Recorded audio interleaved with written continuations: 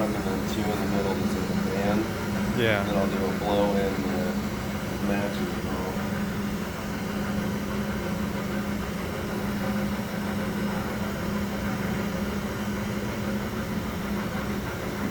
So I'm just starting on a 32 by 4 mil piece of tubing here. Depending on the size of the tube cane you want, you can obviously go way bigger. I personally, even though I'm the guy that like made the backstacking machine, I personally don't do backstacks. Very, very, very rarely will you see me do a backstack. I'm just old school. I came from the era when you lay it on, melt it in, and then fucking if I can, just clear rod stripe it. And honestly, I can probably make one of my tube canes faster than somebody can make a backstack, because the backstacking part is probably a little quicker, but they have to do like all this crazy setup. Measure everything out and everything. Yeah, let the tubing cool down and do all that. I just let it go, Yeah. Whoa, that one's super badass, dude. Oh, that's that turtle from yesterday? That's gonna be awesome. That's gonna be so fun. I saw, yeah, that was cool. Yeah, right over there. That's dope. I'm excited to use those little turbos.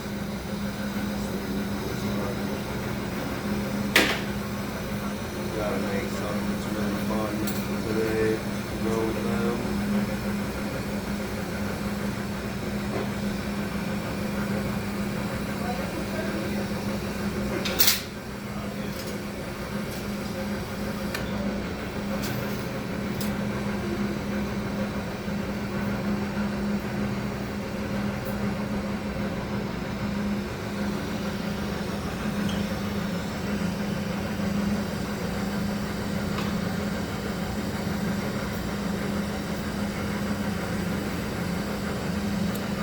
Because I only need like a few sections out of this, I don't need a very big piece of tubing.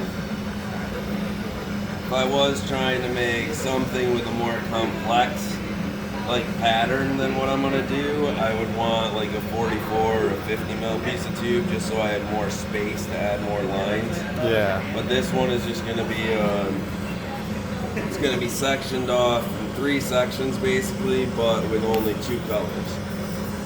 No, maybe we'll pick a 3rd color.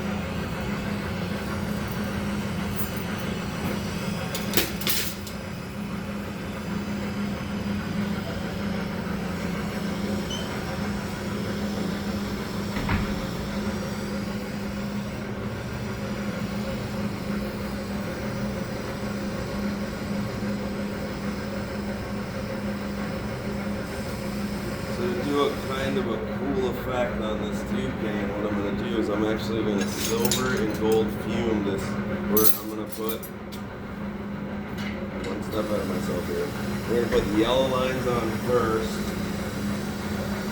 so they don't have any silver and gold fume under them, and then we're going to put silver and gold fume on and put the black on, so underneath of the black is going to be, like inside the cup will be like shimmery silver and gold fume, Nice. So what I'm doing here is my patterns usually consist of like, I think of them in 3s. It's like my main color, which takes up usually about 50% of my tube cane.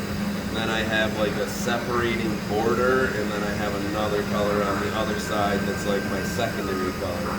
So I have one section that I can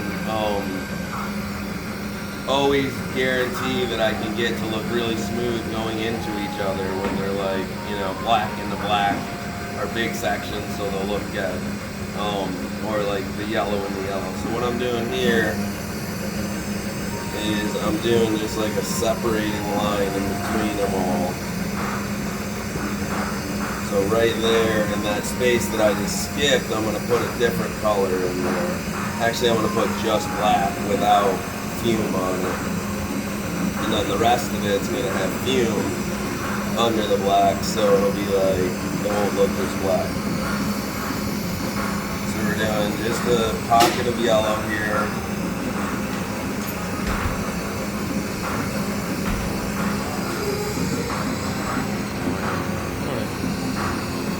Oh, what's up, man? Doing good. Fucking killed it yesterday. You had some amazing shit in the kiln, man. Said you killed it yesterday. You had some amazing shit in the kiln. Actually, where was that black cup with the holes and stuff or whatever in it? Oh, I must have missed it. I didn't see it this morning. I haven't even checked it out yet. Okay.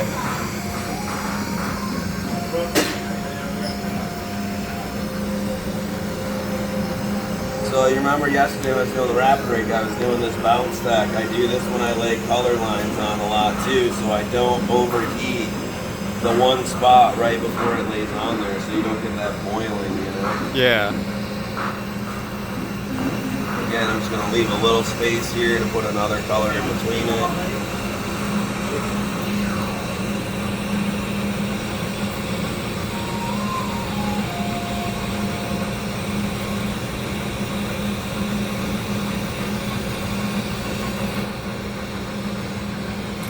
Switch to black.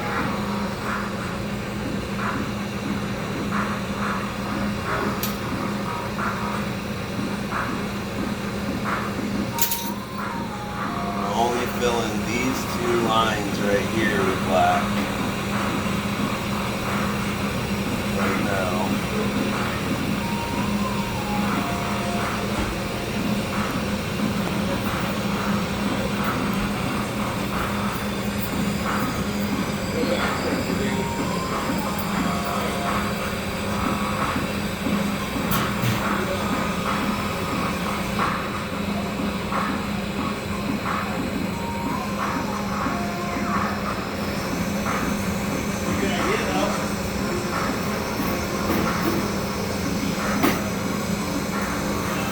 Actually, I'm gonna put one line of black on the other side of this yellow too.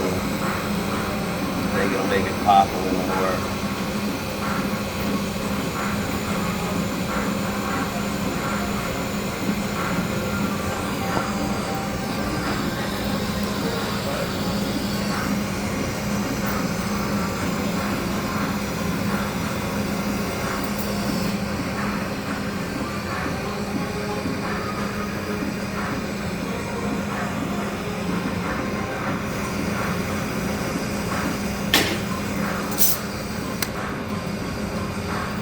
Okay, so this is what I would consider my secondary side. So this is my border on each side, and then that's my secondary strip of color.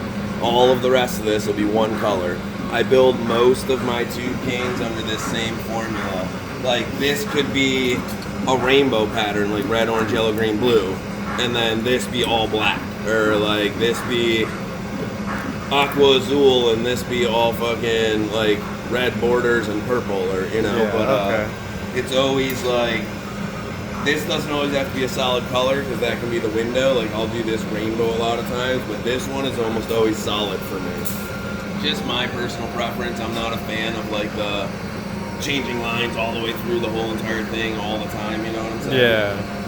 So I'm gonna heat this up slightly, and this is a little trick that I like started doing a long time ago. That I started doing this trick because I fucking only had two colors, or I only had one color. I only had black, and I needed to make a nice headpiece for a kid, and I had no way to get.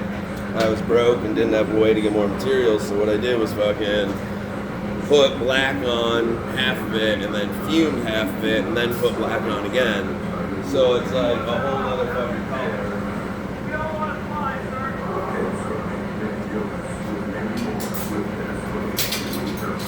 So it's a whole other color just by adding fume to it. Yeah. Nice.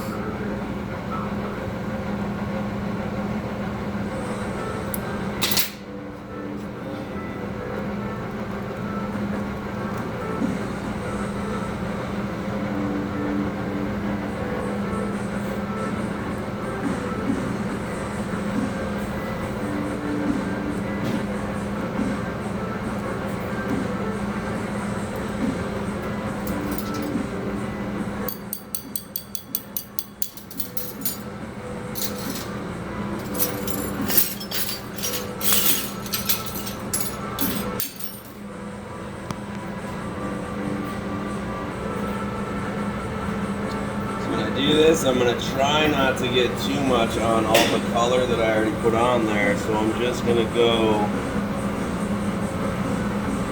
with a light flame here and really just try to like make sure I only hit this spot. So I get a little fume on there, carbonate.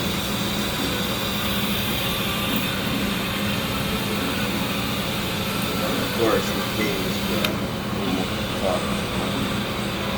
So one thing about tube canes is like it really doesn't matter if it cracks unless it's like super bad. But this thing just cracked all the way up that, and it doesn't bother me. Like I'm gonna put lines over that and melt the living shit out of this thing still, so it doesn't matter. But if you crack it and it splits through your color and separates your color this way, you're gonna fuck your tube cane up. But going along it like that, it's not that big of a deal. Like it's not ideal, you know, but it really won't fuck with me when it's all said and done.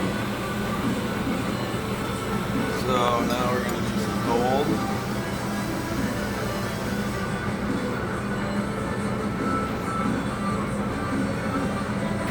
I'm gonna actually do like relatively heavy gold on this section and then just put black over it too.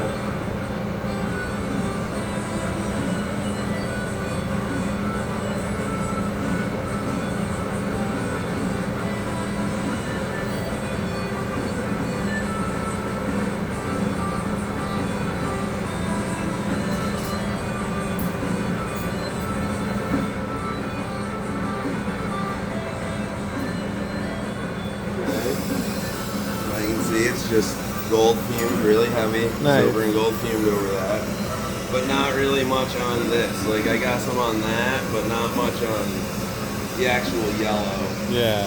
So now I'm just gonna go back to coating it with black, like I was.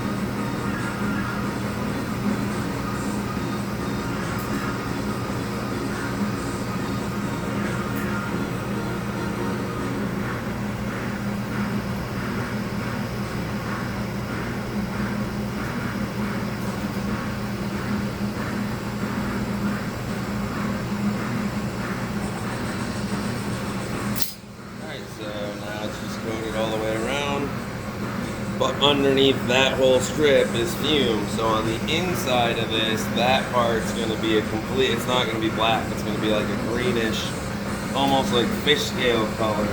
Nice. So now, I personally like tube canes that look like paint instead of being able to see the like lines and ridges. That's why I don't like backstabs. So I actually now, even if this is all Crayola colors, if it's all like red crayon, yellow crayon, I melt this all the way in so it's smooth. So this is where learning flame control with each color in the palette becomes really really valuable is like I can melt in anything for like this is like that yellow fucking that wants to boil and then black, and that's gonna be something that doesn't like to fucking melt in easily together. But as long as you like know that, you can stop and focus on your black for a while. It's like back and forth on only the black and then keep rotating, and your black will like send heat over to your other thing. And once you get everything hot, most colors, even like greens that boil like crazy and shit, most of the time, as long as you get a color heated fully all the way through, it won't boil anymore. So it's like the reason a lot of colors boil is you're getting the outside surface too hot for the gases inside to escape, sort of, or something like that. It's like this weird sort of conundrum. But once you get it hot, you can see I can like kind of raise this thing now, and it's not fucking up that yellow anymore. Yeah. But in the beginning, I had to be pretty careful of that yellow so it didn't boil. But now I can like really just get in here and keep the heat in it and keep it moving. I'm trying to melt it so I don't see any more shadows right now in it.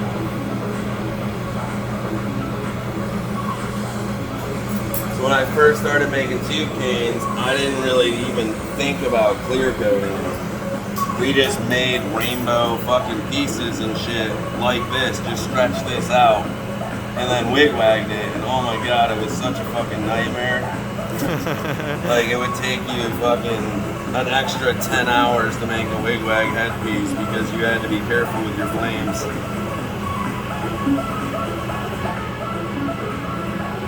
Alright, so once it's melted in, I'm actually going to make it so the outside has that same shimmer on it. And hopefully on mainly just that black part. So, as you remember from yesterday, I was telling you, fume doesn't stick to glowing. Yeah. So I gotta wait until this stops glowing now to actually fume it, which sometimes kind of sucks. You're just sitting there like a couple minutes going, fuck, man.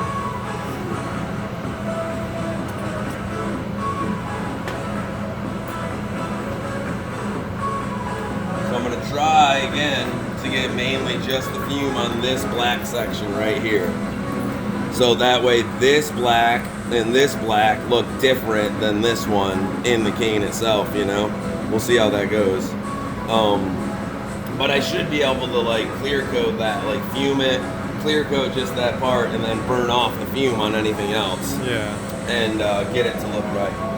So it's still glowing pretty good. So I gotta wait still. Yeah, it's big. Yeah. So I will sleeve. Me personally, at my shop, most of the time, I would do this trick and slide it in there and then just sleeve the whole thing. But to do the trick I'm doing here, you can't sleeve it because you gotta burn the fume back off after you clear coat half of this. And this way that I'm about to show you is honestly like, it's not necessarily easier. I find this easier to get a perfect clean, like a perfect layer that's all the same all the way around it.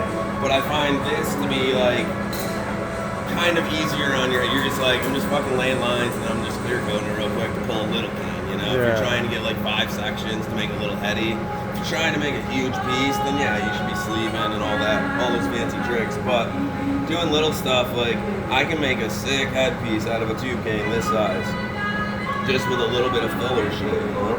Yeah. Okay, so what I'm gonna do is let the silver explode. Try to catch it on mainly just this black area here. Carbonate.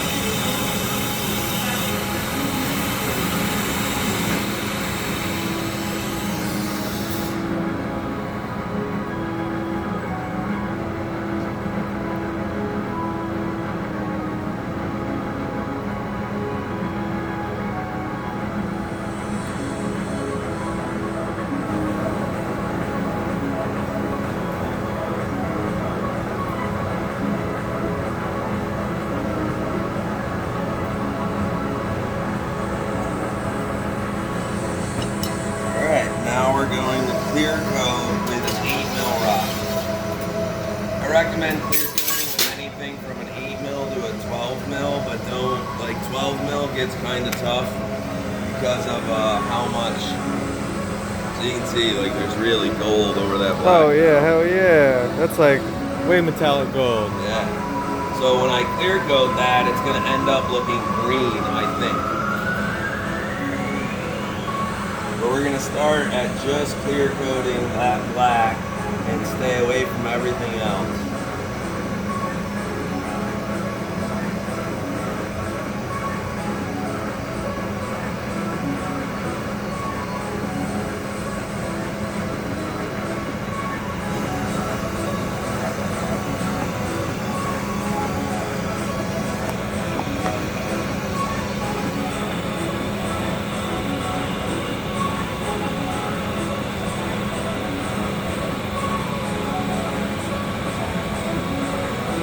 Same way I was doing the lines yesterday, I'm moving my left hand, trying not to move my right that much once it hits that sweet spot.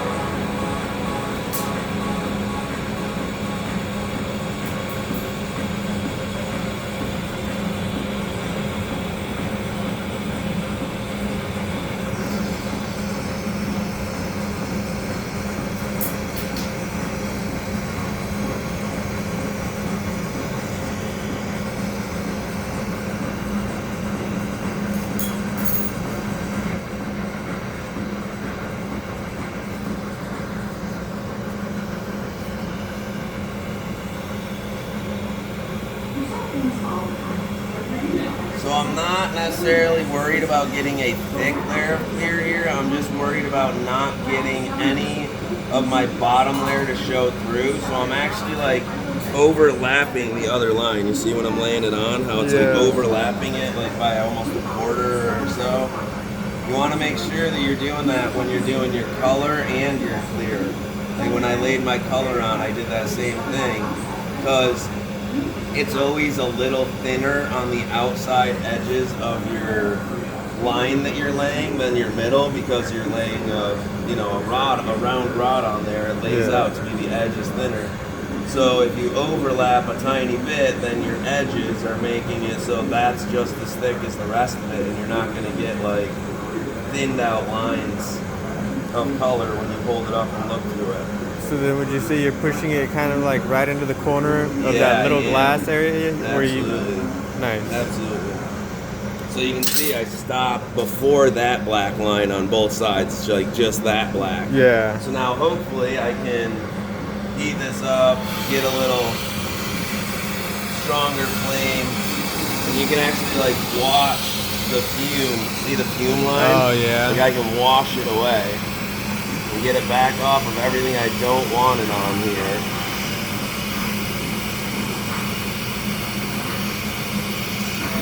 And now clear coat the rest of this and there'll be no fume on the rest of it.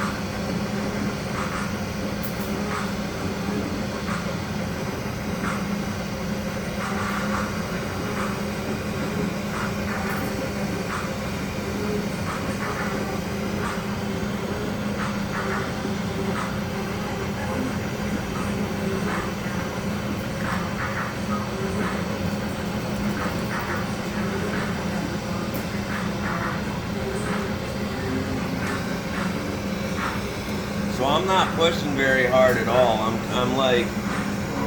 sort of guiding the rod, but I don't want to push it because if you start pushing too much pressure on it, you're gonna get uneven lines by unless you get that same pressure and that same flame every time, you're gonna get uneven lines. So I'm trying to let the rod lay on there how it wants to. I'm guiding it to go straight and pushing it a little bit, but if I were to try to force this on there and I got a different flame for each stroke, I would end up with thinner and thicker pieces just by how long it takes to melt it. But as long as you're just like letting the rod lay on there by itself and like lay down, it kind of will keep itself closer to the same thickness. You're always going to get different thicknesses doing it this way, but like even with different amounts of heat in my flame, I can get pretty close to the same thickness as long as I'm not forcing the clear on there. So now I'm back around to my other side, just fill that last gap in, and we got a fully clear coated cane. But you can see that there's like the air bubbles are running along this thing. So there's two ways to deal with that. Either start melting right in your middle and melt outwards if it's a big tube cane.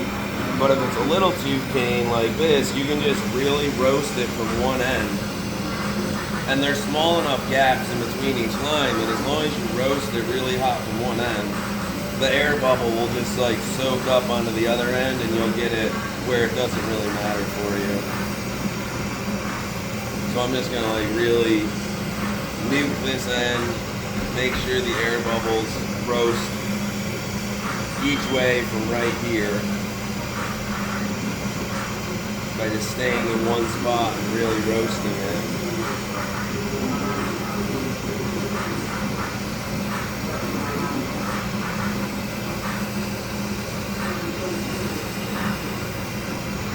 Give it a little marver. That'll help squish the air bubbles away. You can actually peel this end right clean off because, you know, if you have prep work that has a fucked up end on it, it has more of a likely chance that it's going to crack just sitting around on your bench until you use it, you know? Yeah. So just clean your end up nice and clean. Where it's just usable work.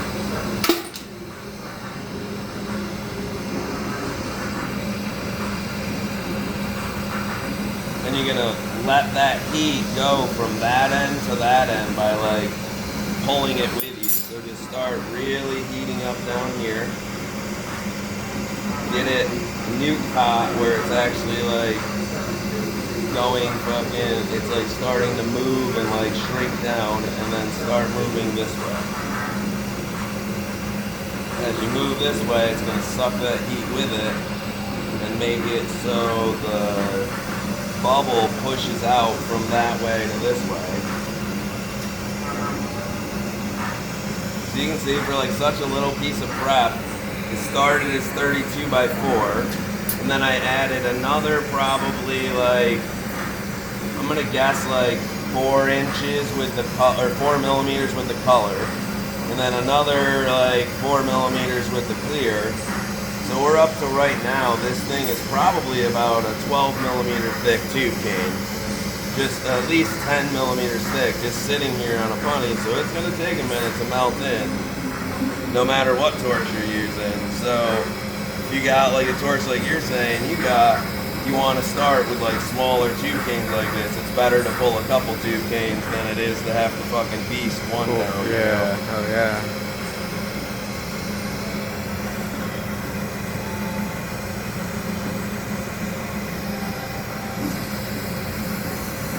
Doing the same thing as I do, everything. Get rid of your like, I don't want that part as part of my prep when I'm all done. So I'm just like putting a jack line in it to make sure that it's not even like in my scenario when I'm done pulling this. Yeah, oh yeah. Depending on what kind of wigwags you're trying to make, depends on how thin this, or how like small you should pull this down. If you're trying to get a shit ton of wigwags, like a shit ton of points, this should be really skinny. If you're trying to do like spirals, or also if I wanted, I'm going to show you this real quick. I could start spiraling this right now and pull this as a fully spiraled tube cane, like all the way down, where I just peel spirals off and make sections. But I don't want that, so I'm going to straighten it back out. But you can like make this so it's super tight spirals the way you would pull like a solid cane. And then you just pop a section off of the spiral, pop a section off of the spiral, pop a section off. So with this one, I'm going to be doing some whip, some re-wig, some other stuff. So I'm gonna pull it like a neutral size, like an in-between size.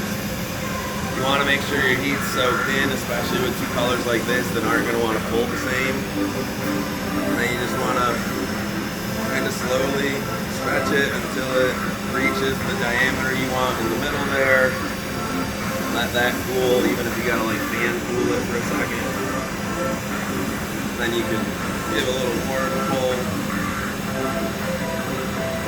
Get your edges to start equaling out with it. Go back and heat your ends.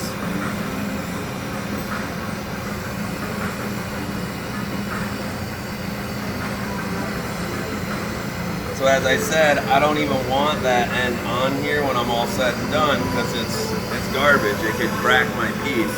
So I'm gonna pull that out actually a little thinner right here. So if that end piece of prep decides to crack, it won't crack into the rest of your tube cake. You know, it'll stop before that right there in that little thinned out spot I got there for it. Nice. But it's still a usable piece of tube cane right there. Yeah. You know?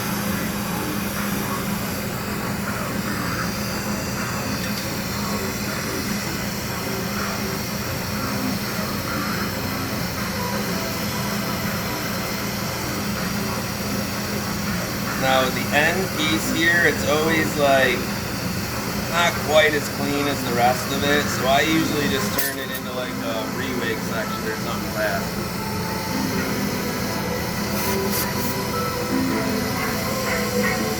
And how that's done is we find a 9.5 here.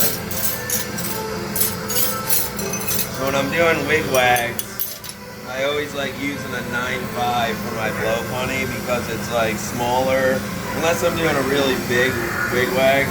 Like it's smaller and it's like easier, more comfortable to hold and feel like what's actually happening in your hands, you know? So I'm just gonna take this, pony it up with that.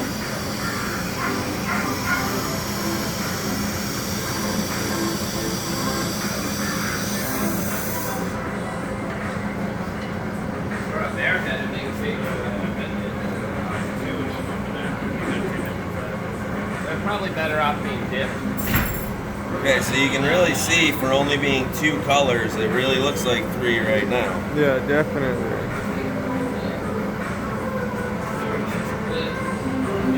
Now it's pretty close. I said that one side should come out looking like a green color.